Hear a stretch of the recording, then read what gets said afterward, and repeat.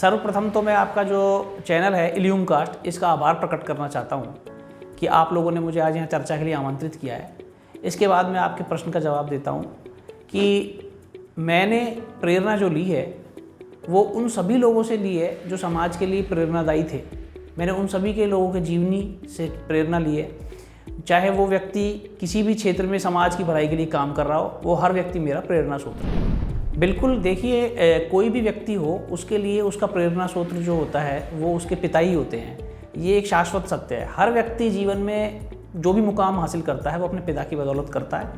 मैं दुर्भाग्यशाली था कि मेरे पिताजी बहुत अर्ली एज में, मैं जब छोटा था, जब मुझे छोड़कर चले गए थे, पर उनके जो काम थे समाज के प्रति, कर्मचारियों के प्रति और हर आमजन के प्रति जो उनके मन में भाव था, वो सब बातें मुझे याद हैं।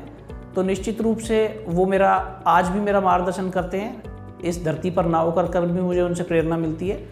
निश्चित रूप से मेरे पिता ही मेरे आदर्श हैं। कर्मचारियों की सहायता के लिए कर्मचारी महासंघ एकीकृत के जो दरवाजे हैं वो हमेशा ही खुले हुए हैं।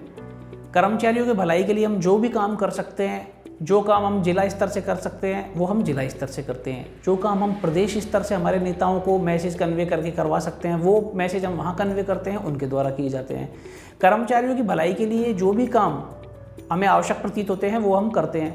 इसके अलावा जब भी कोई कर्मचारी हमसे संपर्क करता है और कोई मदद मांगता है, हम हमेशा कर्मचारियों की मदद के लिए तैयार रहते हैं, क्योंकि सरकारी कर्मचारी एक ऐसा व्यक्ति होता है जो निश्चित रूप से कर्मचारी संगठनों से आशा करता है कि जब हमारे हितों पर कोई कुठाराघात होगा तो निश्चित रूप से जो संगठन है वो हमारी मदद करेंगे। देखिए, प्रकृति से तो हर व्यक्ति को प्रेम होना चाहिए, क्योंकि प्रकृति से हमें बहुत कुछ मिलता है। आज जो हमें सांस जो हम ले रहे हैं ये भी प्रकृति की देन है। ऐसी कोई भी वस्तु, चाहे वो खाने की सामग्री हो या पीने का पानी हो, ऑक्सीजन हो, कोई भी चीज़ हो, हमें प्रकृति से मिलती है। तो हम ये विश्लेषण करें कि प्रकृति हमें इतना कुछ देती है, हम प्रकृति को क्या देते हैं। तो निश्चित रूप से जब मैंने ये देखा कि प्रकृति हमारी एक्टिविटीज़ की वजह से ख़राब हो रही है जबकि हम प्रकृति से काफ़ी कुछ ग्रहण कर रहे हैं, तो मैंने कई ऐसी चीज़ें की, जैसे वृक्षारोपण था, जल संरक्षण का काम था, और जो कचरा था, प्लास्टिक था, इन सब के प्रयोग से अगर कोई बढ़िया क्रिएटिव एक्टिविटी हो सकती थी वो हमने किए हैं। अब वो जो आपके सामने हम समय समय पर लाते भी रहते हैं।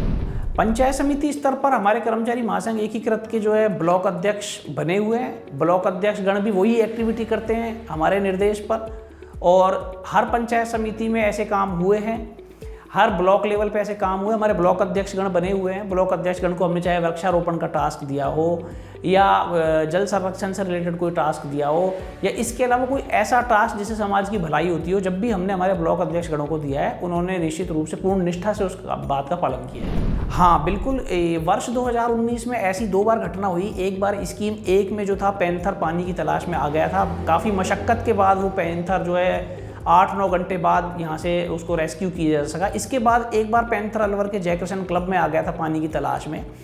तो उसके बाद हमें ऐसा लगा कि वन्य जीव जो परेशान हो रहे हैं वो हमारी गतिविधियों की वजह से परेशान हो रहे हैं, क्योंकि हम जो है वन्य जीवों के घरों तक हमारा अतिक्रमण बढ़ चुका है, वहाँ पक्के निर्माण होने लगे हैं। दूसरा, वन्य जो क्षेत्र है यहाँ पर पानी की बहुत किल्लत हो गई थी। हमने उसके बाद सारे कर्मचारियों के साथ चर्चा की। कर्मचारियों ने सहमति जताई कि हम जो वन क्षेत्र में अधिक से अधिक संख्या में पानी के टैंकर डलवाएंगे और वहाँ जो है कृत्रिम रूप से हम जल भराव करेंगे, ताकि जो पैंथर के साथ साथ और भी जो जानवर वन क्षेत्र में रहते हैं उनको पानी की तलाश में इधर उधर नहीं भटकना पड़े। तो इसके बाद हमने सभी कर्मचारी अधिकारियों ने मिलकर के वहाँ पे पानी के टैंकर डलाए और उसका जो सुखद परिणाम ये रहा कि उससे मोटिवेट होकर अन्य शहरवासियों ने, अन्य संस्थाओं ने, अन्य लोगों ने भी वहाँ पानी डलवाना शुरू करा। और उसके बाद हमें इस बात का संतोष है कि कोई भी पैंथर या अन्य कोई वन्यजीव पानी की वजह से भटक कर शहर में नहीं आया। जो कर्मचारी दैनिक वेतन भोगी हैं, संविदा पर कार्यरत हैं, उनके लिए माननीय मुख्यमंत्री महोदय द्वारा मुख्यमंत्री चिरंजीवी बीमा योजना वर्ष 2021 अभी प्रारंभ की गई है। ये योजना 1 मई 2021 से प्रभावी होना प्रस्तावित है। इसके संबंध में हमने सभी जो हमारे संविदा कर्मी हैं, क्योंकि गाइडलाइन में ऐसा प्रोविजन है कि सभी संविदा कर्मियों का रजिस्ट्रेशन कैंप लगेंगे उनके दौरान किया जाना है, तो उनके द्वारा रजिस्ट्रेशन 100% हो और संविदा कर्मियों को इस बीमा का लाभ मिले, उनके परिवारजनों को इस बीमा का लाभ मिले। तो हमने सभी कर्मचारी संगठनों से अपील की है, मैंने फ़ोन पर भी कई संगठनों से बात की है कि अधिक से अधिक जो है शिविरों में नामांकन कराएं और अपने व अपने परिवार को राज्य सरकार द्वारा माननीय मुख्यमंत्री महोदय की जो महत्वाकांक्षी योजना है, इसकी मंशा के अनुरूप बेहतर स्वास्थ्य सेवाएं अपने परिवार को और स्वयं को वो इस में रजिस्ट्रेशन करा के प्राप्त कर सकते हैं। देखिए, सरकारी महकमा कोई भी हो, चाहे वो पंचायती राज हो या कोई सा भी महकमा हो, जब तक वो अपने कामों का प्रचार प्रसार नहीं करेगा तब तक आम आदमी को ये मालूम ही नहीं हो पाता है कि सरकारी विभाग क्या काम कर रहा है और वो किए गए काम किस प्रकार उनके हित में है।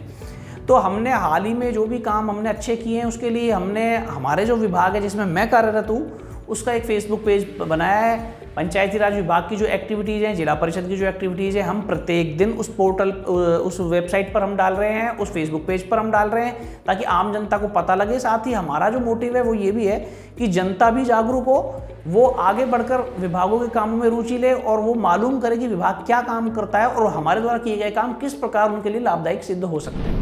बिल्कुल, देखिए, सफलता की कहानियाँ तो राज्य सरकार भी समय समय पर अलग अलग विभागों की जारी करती है। तो निश्चित रूप से जिला लेवल से और ब्लॉक लेवल से सफलता की कहानियाँ आम जनता को पढ़ने के लिए मिलेंगी। तो ना सिर्फ उनका ज्ञानवर्धन होगा, बल्कि उनको उन जागरूकता भी उनके अंदर आएगी कि किस प्रकार से एक विभाग कोई काम कर रहा है और वो जनता के लिए किस प्रकार लाभदायक है। प्रत्येक विभाग द्वारा की जाने वाली गतिविधियाँ शॉर्ट फिल्म और वेब सीरीज के माध्यम से जनता को अवश्य पता लगनी चाहिए, क्योंकि जनता जो है, जनता के पैसे से हमें वेतन मिलता है, जनता के पैसे से विभाग चलते हैं। तो जनता को ये पता होना चाहिए कि फला विभाग जो एक्टिविटी कर रहा है वो मेरे लिए इस प्रकार से जीवन में सार्थक सहयोगी सिद्ध हो सकता है। देखिए, कर्मचारियों को तो मैं ये संदेश देना चाहूँगा, आप सब लोगों ने देखा कि जिस प्रकार से देश भर में, राज्य भर में कर्मचारियों ने कोरोना काल में अपने आप को साबित किया है। आपने देखा कि जब प्रत्येक व्यक्ति अपनी जान बचाने के लिए घर में था, उस समय भी सरकारी कर्मचारी सड़कों पर आम जनता की जान बचाने के लिए काम कर रहा था और आज भी कर रहा है। कोरोना काल में जो कर्मचारियों ने काम किया, आपने देखा कई कर्मचारियों ने अपनी जान कोविड संक्रमित होकर गंवा दी, लेकिन किसी भी कर्मचारी के मन में कोई भय नहीं आया कि नहीं, अब हम अपने कर्तव्य से विमुख हों। कर्मचारियों के लिए तो मेरा यही संदेश है कि आप निश्चित रूप से अपने कर्तव्य पथ पर पूर्ण निष्ठा, ईमानदारी और लगन से बढ़ते रहें। आप अपने कर्म को याद रखिए।